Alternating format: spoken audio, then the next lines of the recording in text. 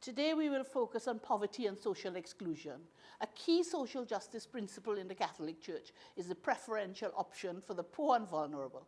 On World Day of the Poor, on 18th of November 2018, Pope Francis urged us to hear the cry of the poor, who he says are a true presence of Jesus in our midst. As you did it to one of the least of these, my brethren, you did it to me. That's from Matthew 25, line 40. He reminded us of the need to stand in solidarity with the poor. Remember the words of St. Paul, if one member suffers, all suffer together. Gandhi rightly said, the true measure of any society can be found in how it treats its most vulnerable members. Pope Francis asks us to make a serious examination of conscience, to see if we are truly capable of hearing the cry of the poor and responding. We are to respond not only to their immediate needs, but to address unjust structures that may adversely affect them from achieving their potential. Injustice, he says, is the pervasive root of poverty. The cry of the poor daily becomes stronger, but heard less, he says. No one can remain insensitive to the inequalities that persist in the world.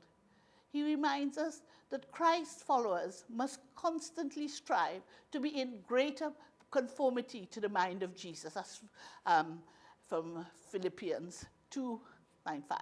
If we truly put on the mind of Jesus, we will see him in the faces of the poor and vulnerable. We will not be indifferent to their needs.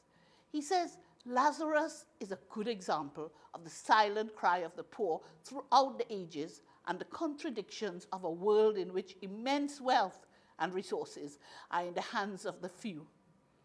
A recent Oxfam report in January 2019 shows that the world's 26 richest persons own as much as 3.8 billion of the world's poorest persons, including 1 billion children worldwide, all of whom struggle on the margins of society.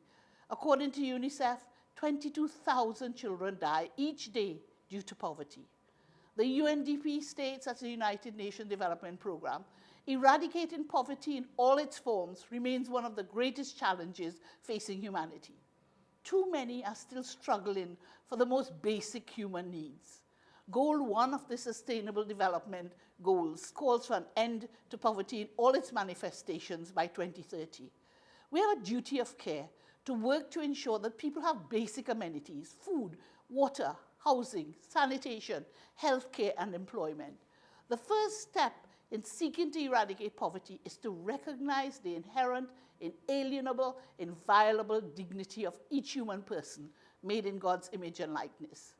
Here in Trinidad and Tobago, it is estimated that more than 20% of our citizens live below the poverty line.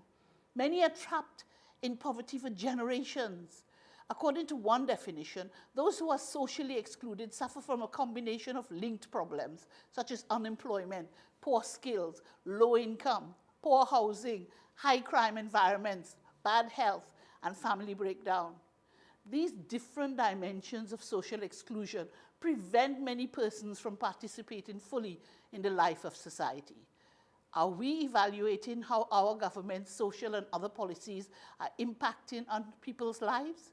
Does every creed, race, and class find an equal place in Trinidad and Tobago? Let us pray that our God of justice will open our ears to listen to the cry of the poor and open our hearts to respond to their needs.